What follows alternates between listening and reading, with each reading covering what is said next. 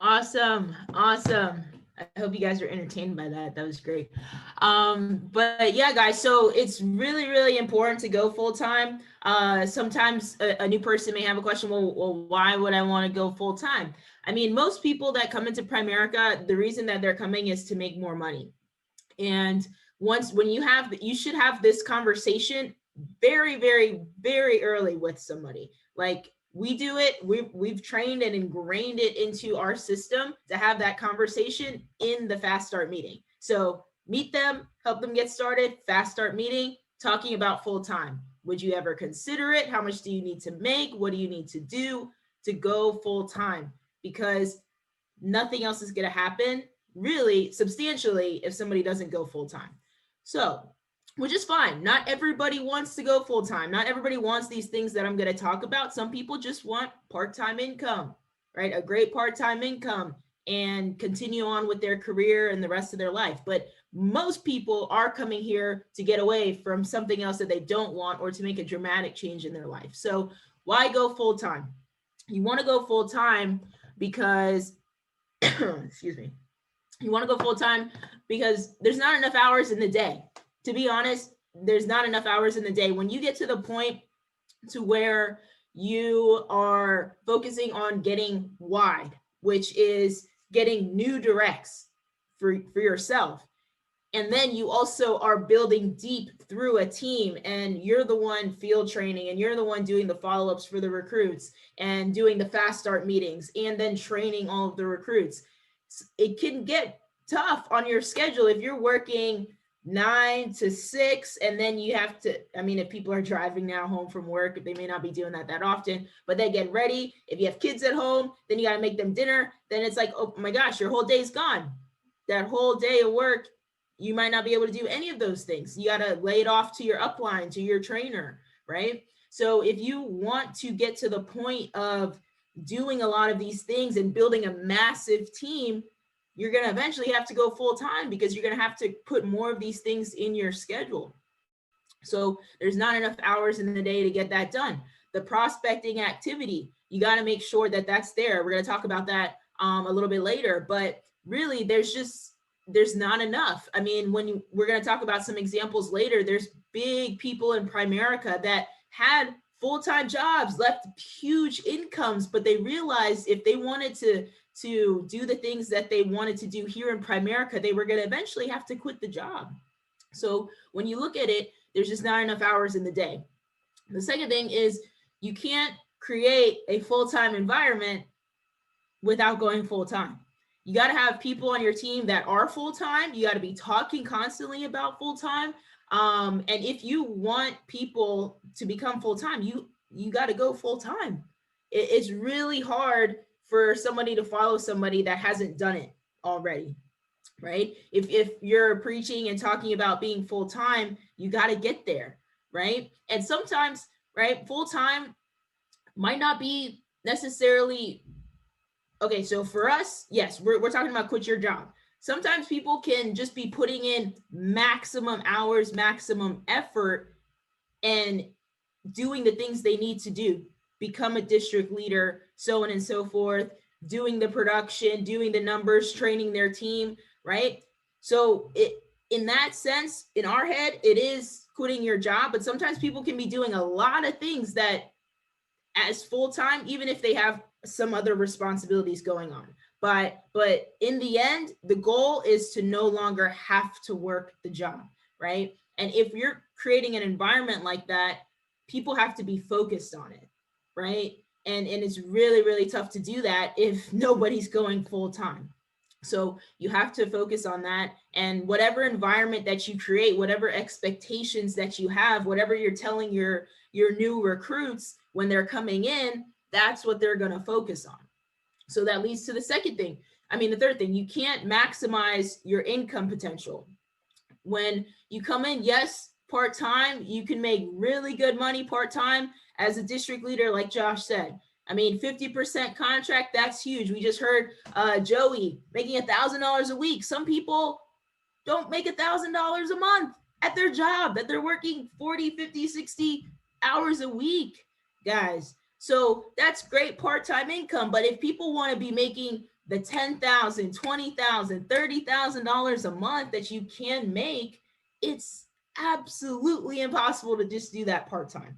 Absolutely impossible. So with that, you want to maximize that income potential. And so usually what we talk about with our new recruits is you got to get to district leader, and that's where most of our part-timers tend to stay. But once you get to district leader, your focus is moving up, getting to division and regional. And usually the only way to get to division and regional is you have to start promoting other district leaders, which means you're going to have to start putting in more time, more effort to do that and duplicate yourself. And then once you start doing that, that's where you're going to start seeing some overrides come in, right? Jen and I talk about this a lot. There's not massive overrides below our VP, right? But once you go full time, you get to those higher levels, you can eventually get to RVP. And so that's what the next point is. If you don't go full time, you can't become regional vice president. Josh already mentioned this earlier. I've never seen it. I have never seen it. We've talked to Bruce hundreds of times now, and he has never seen a regional vice president become regional vice president and not be full-time here, putting in the full-time hours, the time, the self-improvement, all the qualities that we were talking about. It's impossible. There's no part-time regional vice presidents in Primerica. And then the most important thing of all is you'll never be financially independent, just being part-time. If, like I said, this conversation is for people, this whole training that we're doing is for people that eventually want to be vice presidents here. If somebody, like I said, just wants to be part-time, you can be part-time. But if you want to be fully financially independent, not have to rely on anyone for your income, you have to have money coming in through investments, which you're going to learn here. You're going to learn how to manage your money, be what Josh says, lean and mean, save money, invest money, pay off your debt, do the right things on the financial side to have your money start working for you. But the quickest way to do it is to have a business and have people working for you and have money coming in through overrides and bonuses, so on and so forth, as a regional vice president, to have that independence financially from your business and to have the freedom and the things that you want to do in life. The reason, bigger than sometimes money, the reasons why people come here is to have time freedom to do what they want, when they want, travel the world, spend time with their family, their loved ones, not have to be at a job 40, 50, 60, 70 hours a week. And so that's ultimately where most people want to be. And if you want that, you got to go full time. You got to become a regional vice president to get that done. So those are the major reasons why somebody would want to go full time. So we're going to go back to Jen. She's going to talk about how to do some of these things. All right, great stuff. And when Shondell was talking about you can't create an environment if you don't go full time first. Well, before you even start trying to create your own environment, you got to be part of the environment. And that starts with showing up. Showing up is the lowest level commitment. I love talking about attendance because without attendance, nothing else comes into play. And if there's another catch in Primerica, it's that you don't show up. If you don't show up and you don't show up on time, it starts trickling down and your people do half of what you do right and double what you do wrong. So the full-timers are the ones that really drive the business. And those are the 20%ers. In order to be a 20%er, you have to become one. I mean, in order to attract a 20%er, you have to be one yourself. And that starts with showing up to everything. The meetings that are the most important are the ones that you want to go to and the ones you don't want to go to. And the most important meeting is always the next meeting. If you guys knew that there was a $500,000 check with your name attached to it on Zoom at 9:30 in the morning, would you show up right at 9:30 or would you be there early? If the plane was leaving at 3 p.m. in the afternoon, would you be there at 3 p.m.? No, you'd be there 2 hours early, an hour early. And that's what that for my whole career in Primerica, I've always treated training as if I miss 1 minute of training, I lose $100,000 because Shaq's at $500,000 a year of income and whatever he has saved up millions of dollars, that costs me money for me to not show up. I need Shaq. He doesn't need me. And So you want to show up to everything and treat it accordingly, based on the way you want it to treat you. Show up to everything, guys.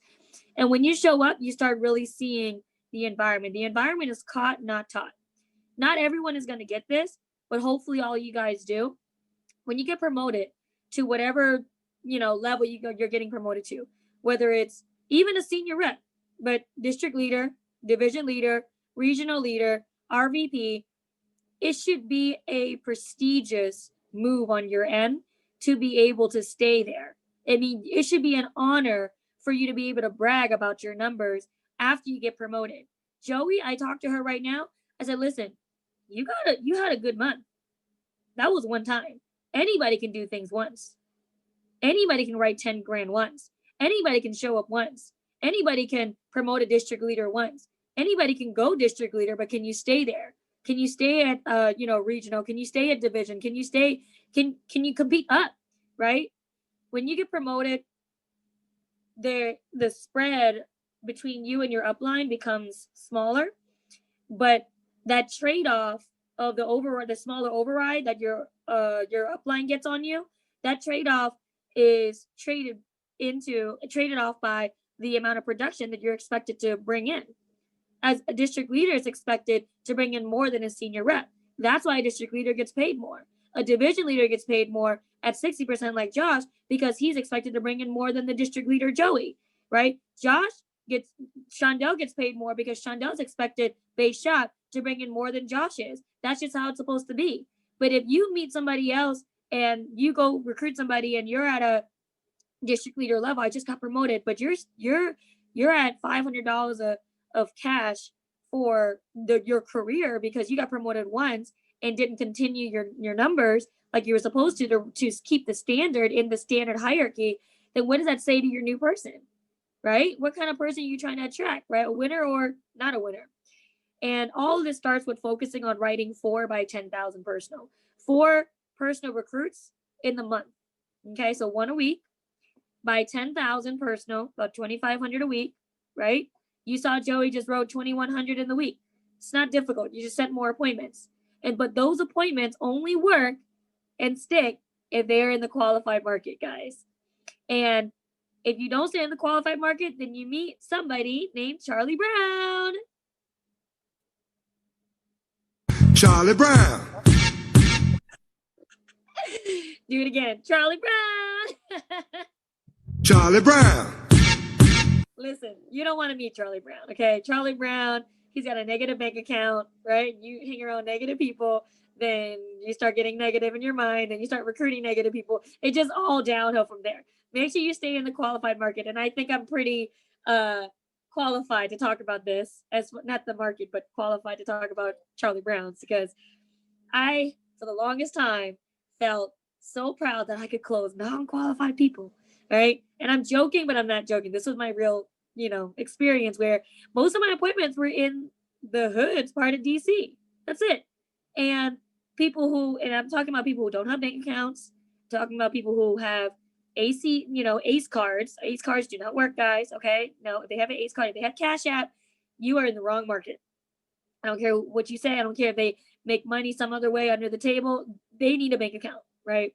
And they need to be married with couples with kids, single parents with kids, have some type of liability. If they're your non-qualified recruits, like Cheryl came in non-qualified, but I was very slow in making sure she got her own app, because a non-qualified person doesn't stick as much as a qualified person. And if they don't stick long enough, then you meet Charlie Brown.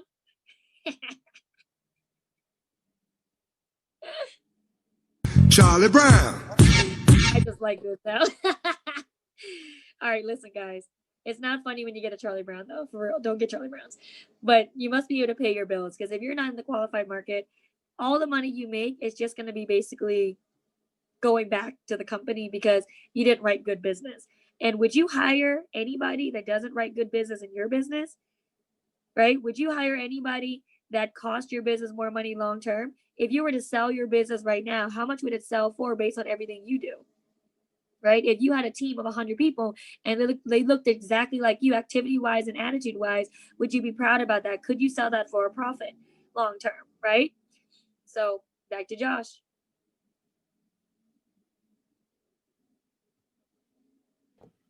All right, guys. So, how-tos, guys, how-tos. So, some of the things to do when you're considering going full-time, or what you would need to do kind of technically to be full-time. Number one, you got to be really focused on your schedule. One of the major things that people mess up when they go full-time, they're like, yes, I quit my job. I have so much time in the world. I'm going to make the most money ever in my life in Primerica. And then you wake up and then it's like, wow, I don't got to go to a job. I can do my laundry. I can do the dishes. Maybe I can get an episode in. Okay, great. Now let me get on the phone. Okay, cool. Oh, wow. Look, somebody messaged me. Now you can scroll for the next 3 hours. Then you get off. Then it's like, okay, oh, Mike needs something. Oh, I got to go to the store, right? That's what happens technically when people go full time, right? They leave their job. You got to walk the dog. Yes, my mom called me. I got to have this. No, you cannot do that when you go full time. Shaq talks about this all the time. That's the biggest issue that people have. The greatest thing about our business is you can be your own boss. The worst thing about this business is you can be your own boss, right? You got to be a boss, and a really good one for yourself, right? So that starts with your schedule. You got to have a block schedule, guys. What do we mean by block schedule? Set certain times of your day for certain activities that you need to get completed on a daily basis. So, for example, there's different activities that you need to do throughout the day. One of the first and most important things that you need to make sure you're doing if you're going to continue to grow your business and expand your business and bring in new agents is prospecting. So we say typically you need about 10 hours a week of prospecting, right?